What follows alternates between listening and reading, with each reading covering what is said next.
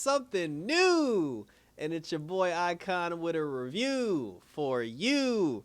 Talking about that Warrior. Come out and play. Oh, and speaking of Warrior, I found out that Warrior Nun got reviewed too. So I don't know what platform it's coming on, but whatever platform Warrior Nun comes on, when Warrior Nun comes on, we'll continue to review that too. So season 2 reviews are up on my channel. I didn't do a season 1 because I wasn't hip to it during season 1, but I got into it during season 2. So I started doing reviews for season 2. So check out my season 2 reviews. And when Warrior Nun pops up, we're going to do some more Warrior Nun. But now we're talking about Warrior. And it's been too long. Like, I swear to God, I started watching this show during COVID. My cousin actually put me on to Warrior, and when I watched it, I fell in love with it. My mom watches it, like my best friend, he watches it. I got my brother into it, so it's a good show. Like it's you know what I'm saying, Warriors bringing families together. And then unfortunately, like due to the pandemic, I was also watching Lovecraft Country at the time, and I was actually watching both shows at the same time. And unfortunately for Lovecraft Country, they never got renewed. And then, I guess all the actors just ended up taking like other jobs and they moved on. But, the fans like fought to keep Warrior alive, and now Warrior's back, baby. And the cast is back, and we're here to talk about it. So, in this particular episode, and I'm going to do these reviews with some of my friends and family, like my cousin, he's going to join me on a review. My best friend, he's going to join me on a review. So take a look out for that, because there are going to be some episodes where I do have special guests, especially for the season finale. So now talking about a little Warrior, it picks up, it picks up not too long after season 2. It picks up, like after both Tongs, like helped fight, the Irish, and they helped protect Chinatown. But now that, it's been a few weeks and everything's kind of like, glossed over. And then that's another thing, like I can't remember, there's too many characters on this show. Like I can't remember everybody's name. I promise before the season is over, I will have memorized everyone's name. But for now, I'm just gonna, certain people whose names I can't remember, I'm just gonna refer to them as their job title. So the queen of the whorehouse, like her and Mai Ling, they had, because they beat her ass in season 2. Like she got her ass beat, and they were having that conversation when they're just like, oh, after all this is over, you'll go back to selling sex. And then she was like, and you'll go back to being a mobster. And then she was just like, why can't why can't we come together? Why can't we be friends? And and because of that ass whooping she took, she's still on the shelf. Like she's still battered. Well, her wounds have healed quite nicely, but she's okay. Because the way the episode was formatted, they did a good job in the first episode of basically, because they know that the show hasn't been around for a while. So they did a good job of the way the show was put together of basically telling you what happened to every character and where they are now. So let's just go down the line of the characters in which they were introduced back into the fold. Because they start off with Azam, and he's still like the king of Chinatown. Like he still got his picture on the wall. And when he was talking, he was just basically sitting there minding his business. Some kids came over. They were like, everybody knows you, like you're the GOAT, But the problem is, because, both Tongs, like fought together, Mai Ling is actually trying to horn in on Azam's Tongs like business. Like she's trying to like horn in on his territory and sell opium, like on their turf. So Azam's trying to push these people out. And then he tells a kid, he's just like, go tell the boss, Young Jun, that, it's about to go down. And the kid goes and tells Young Jun. So Azam shows up. He ends up like the Long Z. I believe that's, I forget which Tong is which. Like it's like the Long Z and the halfway. I forget who's who, but I think Mai Ling runs the Long Z. So the Long Z were basically like, they were fighting Azam because he was trying to kick them off their turf. And that's when Young Jun showed up. And then, Young Jun, he's back. He's still running the halfway. And, like they get into like this big brawl. And then while they get into this big brawl, the dude that never speaks, but he's banging Mai Ling, he shows up. And then him and Azam have like their battle. And that was cool because they started the show off with action, like straight up like martial arts action, fighting in the streets, like good old fashioned kung fu, whatever style that they're using. And it was very dope to see, because the way it was set up, it wasn't set up like it was just random punches and kicks and just two people random fighting. There was an art to what they were doing. There was a respect to what they were doing. The way both of them squared off and like circled each other, hit the person one time and then they would back off and then they would circle again. So there's definitely respect between those two. And at some point before the series is over, those two need to have one final battle and settle their dispute once and for all. And I'm actually looking forward to that, because when the two of them finally do have like their real fight, like that's going to be some dope ass shit. So Mai Ling's boyfriend's in the mix. Young Jun is in the mix. Hazam's in the mix. And then that's when we get the police chief, the good old Irish police. Well, he's not the police chief. The Irish cop, the one whose family walked out on him because they almost got murdered, like in season 2. He shows up, he has a conversation with Hazam, and then he's just like, oh, ever since you cops started, busting in Chinatown and like breaking down businesses, people are starving, and like we don't need you cops, like here in Chinatown. And he was just like, oh, but your gang wars are supposed to save the people, and then that's when like they ran away, because the whole thing that's going on with the cop, his family basically left him, because remember, like his family did almost get murdered in the last season. So his wife is still gone. They went to her sister's house, and because of the situation with the police chief dying and like the mayor and everything like that, he was next in line to become police chief. He's supposed to get the police chief job, and his wife told him that if you get the police chief job and then you leave, you get off the streets because you're the chief now, so you no longer have to be on the street. She said, once you're out of Chinatown, then, I'll come home, I'll bring the kids home, and we can be a family. And although I sympathize with her concerns, again, because her children did almost get murdered because of this whole situation, it's not fair to him that she's using her marriage and her kids against him and like dangling it over his head. But he desperately needs this, needs to get this promotion so, he can get his family back. Unfortunately, we find out for him, he does not get the promotion, which introduces a brand new character, because there are new characters that were introduced. So there's a new guy that comes from New York that the mayor, because remember the mayor the mayor with the cane, the one that took over and like he stabbed himself and whatever. So he appointed a new police chief fresh from New York, and he said that this guy's gonna crack down on the Chinese, he's gonna kick their ass and everything. So now homeboy's upset, Irish cop is upset, and then he told his wife the bad news, and now his wife ain't coming back, and then he's alone. He's like, I miss my family. So so young June is in a situation where he's struggling with the leadership, because since the cops are cracking down, like business for them has been tight. They're busting up businesses. Like the cops are like busting up the Chinese people. They're trying to find illegal activity. And because of that, people aren't getting paid the way they're supposed to get paid. And the protection money racket, the opium racket, the business is suffering, and the Tong is actually suffering. And because of that, young June is like, feeling the pressure, and he's spiraling out of control. There was even a moment where he ended up going down to this printing shop, of this Chinese print shop, where, the owner of the shop told him flat out, he said, look, because of the cops, he's like, I can't pay you. He said, it's not that I don't want to pay you, but I don't have the money to pay you. And then he said, to be honest with you, I'm supposed to be paying you for protection, and I'm not even being protected. So I was like, what the hell am I paying for? And then young June got mad and smacked the shit out of him. But then Hazam, was just like, oh, not in front of his family, and they pulled him out. And then then young June got mad at Hazam, and he was like, don't you ever, like do that to me in front of people again, because they got to put some respect on my name. And then, they lingered on the kids too much. Like when they lingered on his kids, I said, this family is going to end up being something. Like this isn't just a one-off for this family. They're actually going to end up being something. Like, but there's a greater story afoot. Like I just saw it the way they lingered on the kids, like during that whole situation. My Ling now, she's actually under the protection of the mayor's office, because remember, her and the acting mayor, the two of them have always been in cahoots since day one. And although he's been the acting mayor, it's time to do an election for him to actually become mayor. So he now has to campaign for a job that he already has. And if somebody runs against him, he has to fight against that too. So he's trying to amass power any way he can. And he's telling My Ling, he's just like, listen, calm down all this gang shit, because it's not good for business, and it's, it's making my campaign look bad. So then My Ling was just like, well, I'll just change the terms of our agreement. And then, she gave him some money for his campaign and everything. And he was like, I mean it, because remember, she still has that photo of him working for the enemy during the war. And then he said, there's only but so much I'll be willing to do, to the point where that photo you have, like I'll no longer deem it relevant to hold over my head. She was like, we'll see. But because of that, he's keeping the cops away from My Ling, and her Tong is allowed to continue to do the drug business and everything that they're doing. But My Ling, she's at the point where she wants to expand the Tong business, because she said that we need to expand outside of Chinatown. So in order for her to get new investments and everything, and she should, and I think her name is Okoye, the one that the madam from the whorehouse,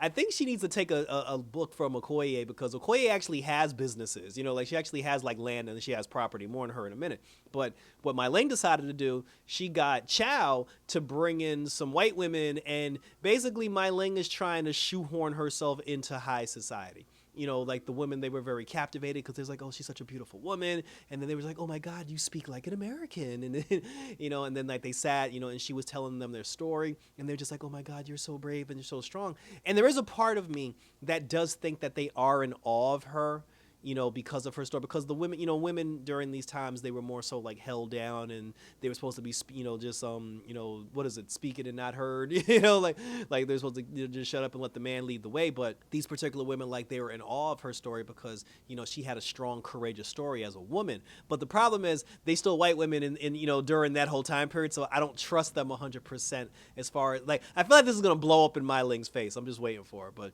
they seem genuine. And then one woman specifically, she gave her an invitation. She's like, I'd like to invite you to my home because we're having a party. And she's like, you're inviting me to your home? And and then that's when she told her boyfriend, and she was just like, this is our way out, to be seen as equals. And then he was like, they will never respect you as equals. And then she's like, but we got to try, so shut up. The other cop, the former cop, the one who used to fight alongside the Irish cop, he's in a situation, because remember, he quit the force, like in the season finale, like he quit the force, and he's down at the bar. He's basically being a bouncer, at his his colored girlfriend's bar, like the bar that the black girl work at. The two of them are dating. They're actually an item. They're a couple, and he basically serves as the bouncer, and he keeps the peace in the bar. The problem is, because of all the fighting and everything that he's doing, he's getting like these massive headaches. The boy has a concussion. I mean, I understand it's like, what, the 1800s or whatever the case may be, and concussions weren't a thing back then, but just because we never heard the word concussion until like 5, 10 something years ago, doesn't mean that concussions didn't always exist through time. The boy got a concussion. That's basically what's going on with him. His former partner, the Irish cop, he comes back and he's just like, oh, I need you to rejoin the force with me. And then he's just like, I can't do it, man. He's like, I can't do it. And he's just like, and then he said, oh, where's your wife? And then he was just like, oh, she won't come back to me. And then he's like, don't worry, Bill, that's his name. And then she's like, he says, don't worry, Bill, she'll come back, just give us some time. And he's like, funny, she said the same thing about you coming back. And then so like his wife ain't coming back and his partner ain't coming back, so now Bill's fucked. But that's basically it. Like, he's banging the black girl, and he's getting mild concussions. So that was his whole story arc. Now the big Irish dude, the one that owns the Irish bar, the one he's on the council for the working man, like for the working man's band.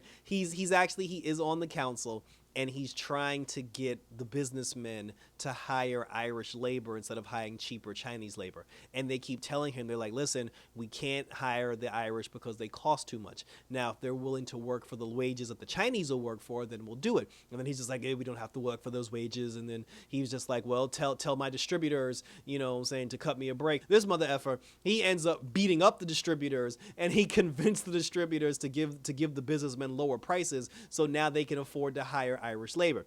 But he told them, and there was one guy specifically, he said, well, if this is the number that they're going to agree to, he said, I can actually hire some Irish people. He said, I'll hire 15 people. And he was like, how about 20? And then he's like, fine. He said, I'll hire 20 people. But these 20 people that I'm going to hire, these 20 Irishmen, they're going to have to work alongside the Chinese. And I need them to be okay with that because y'all can't be fucking up my business. So he goes down, tells his people. He's just like, oh, I've got your jobs and everything. They called him a sellout, because he was hobbing knobs with the rich. And then he was just like, oh, but I've got your job. So let's do what we came to do and make money for America. So that's his whole story thing. Now, Okoye, she's been bouncing back, if that's her name, I gotta remember if that's her name, the madam from the whorehouse. She's been bouncing back and forth between the brothel and the wine vineyard where that white lady works, the one that was amassing all those Chinese women. Like, her entire wine vineyard has, like, it's nothing but, and it's weird because in a weird way, she's also hiring Chinese, like Chinese labor, but she's not paying for it. Like, she's letting them live there because she's just trying to protect these women and keep them out of, like sex shops and keep them off the streets. But obviously, as we know from season 2, like the white lady and Okoye, like the two of them are banging, like, they're a lesbian couple. And because she's still healing from her wounds from that ass whooping she took, she's going back and forth between Chinatown and the Wineyard. Now, the 18-year-old girl that was her partner in crime, where the two of them were cutting up white people and chopping off heads and chopping off fingers. Remember, she dumped that little girl, that 18-year-old girl, she dumped her off at the Wineyard because she didn't want her to be around so much murder and so much death and so much killing. And I was talking to my mom about that, and my mom was just like, my mom was saying how she didn't like the fact that, the girl got dropped off at the Wineyard because she said she's going to need that girl as backup. And I told my mom, I said, listen, think about it this way. All these women, all these Chinese women are here at this Wineyard. You got all these white Irish men that hate the Chinese. At some point, somebody's gonna find out that this white lady has all these Chinese women working in her wine yard, and they gonna come to her house and they gonna try to blow that mother effer up. And when they show up to blow that sumbitch up, guess what? There's only gonna be one person there who knows how to actually fight. And I said that, and I said back then in season 2, I said that putting that 18-year-old at the wine vineyard, that's a plant. Like, they're putting her there on purpose because eventually she's gonna have to defend the castle. That was my prediction back then in season 2. So just saying. The white lady, like, I gotta remember her name too, but the white lady, she basically telling her, she's just like, oh, why don't you leave Chinatown and live with me, and we'll buy properties together and we'll protect all the women. And then she's like, oh, I think about it. She's like, maybe I think about it. So that's her whole thing. And especially because she can't fight anyway, because her and Azam was talking early in the episode, and she was just like, oh, my damage is too severe. She was like, my shoulder healed, but I still hurt. So she can't really bust nobody ass yet anyway. So I mean, if she ended up doing that, it would make perfect sense. And then finally, if there's any other characters that I missed, towards the end, Chow's basically doing Chow things, selling weapons to all sides of the table. And there was even a moment where Young Jun told him, he was like, look, you have to pick a side at some point, brother, because he's like, you can't be selling weapons for us and then sell weapons for the enemy, because you're going to sell the weapon to the enemy that's going to kill me. And he said, or I could sell the weapon to you that'll eventually save your life. Chow was doing one of his deals where he was selling weapons to some Irishmen. And then when the Irishmen had opened up their door, Chow saw like a stack of money like in the background, and he knew that they had money, and he knew that Young Jun's Tong was going through some financial trouble. So what he did was he told Young Jun and Azam and them, he said that, hey, listen, I know where you guys can get money. So they went down there, they killed all the white guys, and they went to go steal the money, but the money wasn't there. And then they were walking around and they were just like, yo, Chow, the money ain't here, brother. Like, what you gonna do?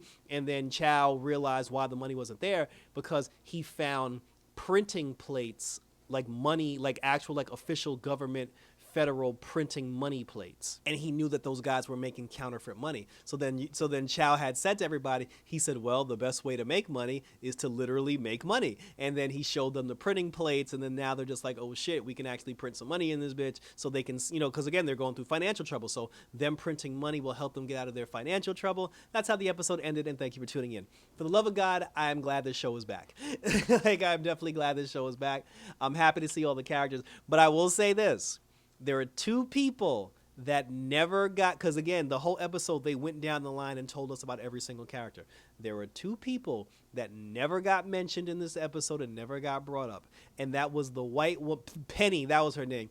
Penny is one, because remember, the mayor, Buckley, he got her thrown in the loony bin. So we don't know what Penny's doing. We haven't seen Penny. Her sister hasn't been seen or spoken of either, so I forgot about her sister. But not only Penny, but the guy who was framed for killing all those people, the guy who they framed with the hatchet sword guy, he broke out of prison in the season 2 finale, and he never got brought up or mentioned either. So it'll be very interesting to see how this whole thing turns out. And like I said, I'm definitely here for it. They gave us 3 episodes out the gate, and I was just like, what the hell? Because I was already doing the Superman and Lois review. I was trying to do some reviews for other stuff, like the Marvel Invasion and everything. And I was like, oh, Warrior's here. Let me take some time to do my review for episode 1 of Warrior, and then they bust out with 3 episodes. And I still got that. I'm still doing my Batman Doom. So the Batman Doom is coming, everybody. Episode 2 of Warrior is coming, and episode 3 is coming. I'm gonna bust them out back to back to back to back, and we're gonna continue to talk about it for all you Warrior fans. So check me out on Twitter and or Instagram, always on YouTube, where you can check out my reviews, and we can have our questions, comments, and concerns about all this goodness that's going on right now. Like I said, because we got some great stuff coming up on the channel, so please keep it locked right here on Red Eyes Entertainment. So until next time, guys, for episode 2 of Warrior, take care, and we're out this bitch.